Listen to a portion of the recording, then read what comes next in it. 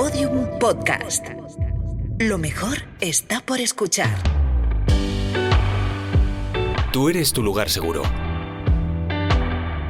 El podcast de María Esclapez. Episodio 6.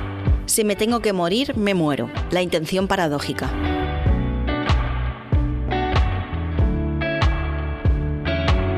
Hola, ¿cómo estáis? Soy María Esclapez. Bienvenidas una semana más a mi podcast. Aquí nos sinceramos y hablamos de nuestras inquietudes para intentar resolverlas y aprender a hacerles frente.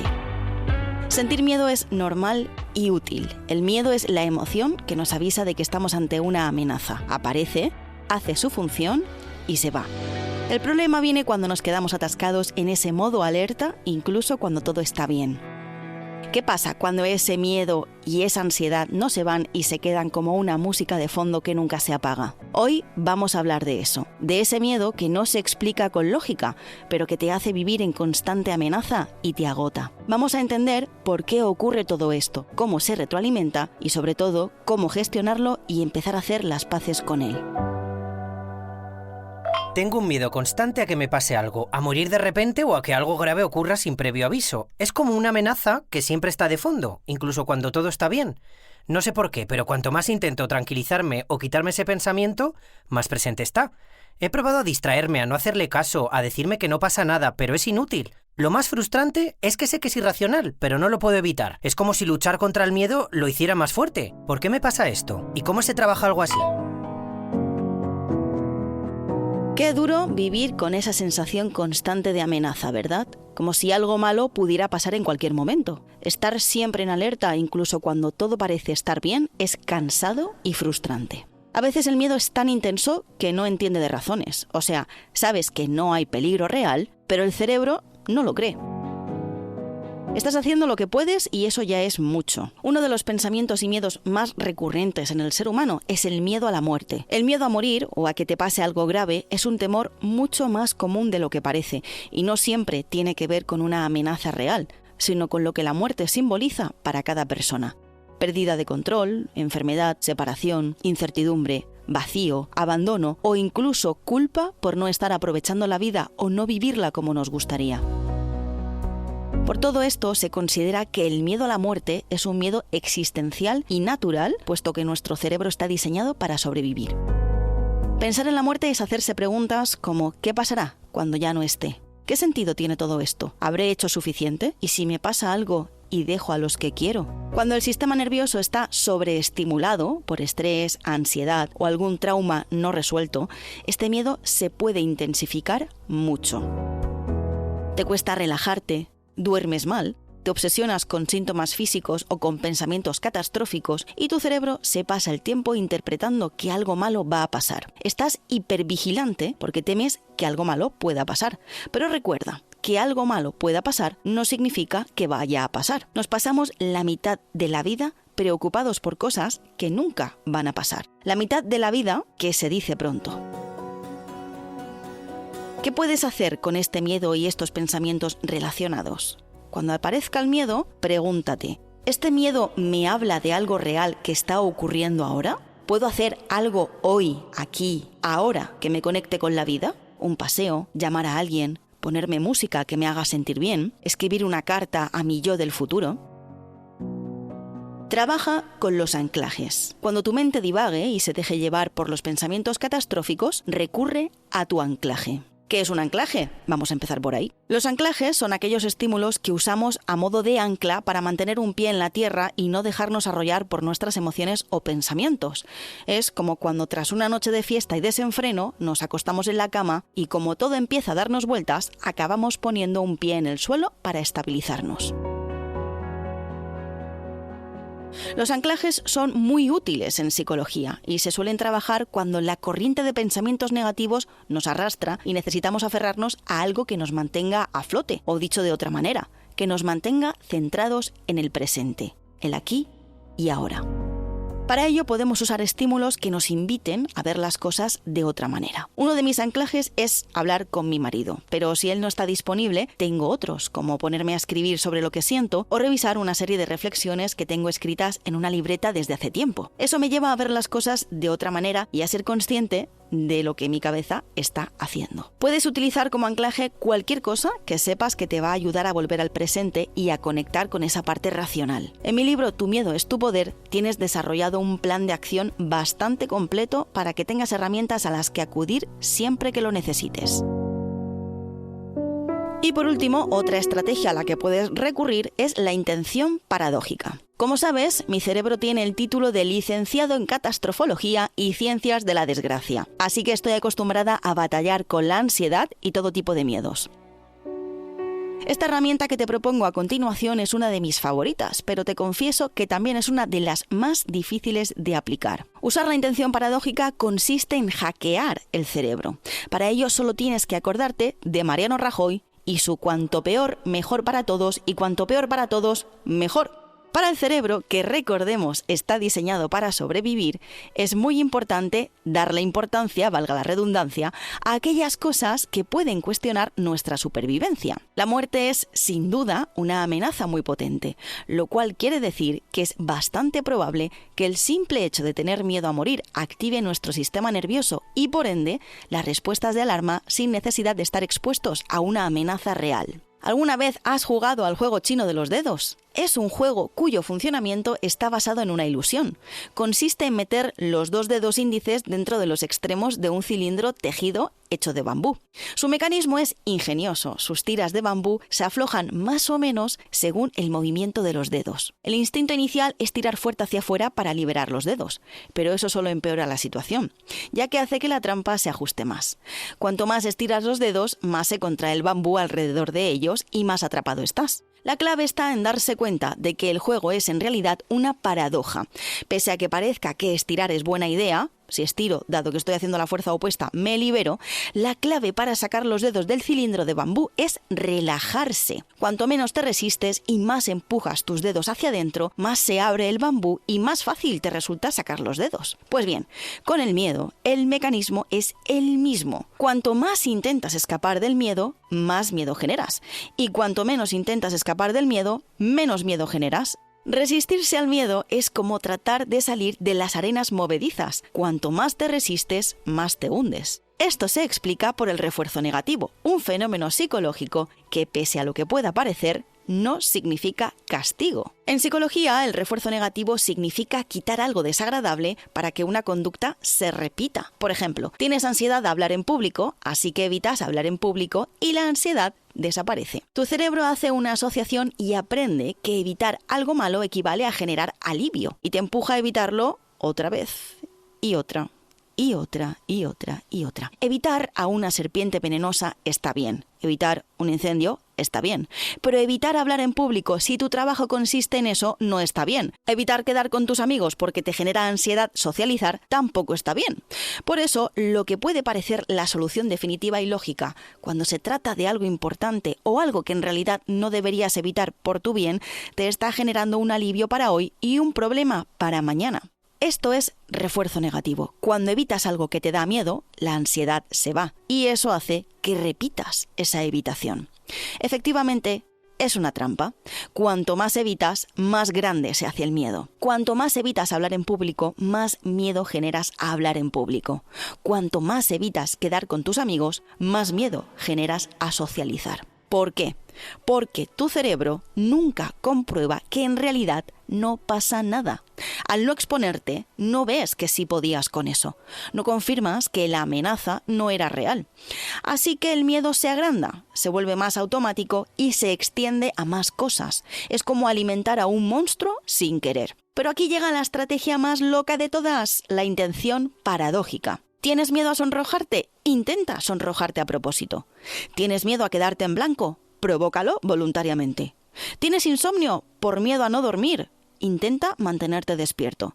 Es una técnica que le dice al cerebro, no voy a huir de esto, voy a invitarlo. ¿Y sabes qué pasa? Que como ya no hay evitación, el miedo pierde fuerza. Ya no hay refuerzo, ya no hay monstruo al que alimentar.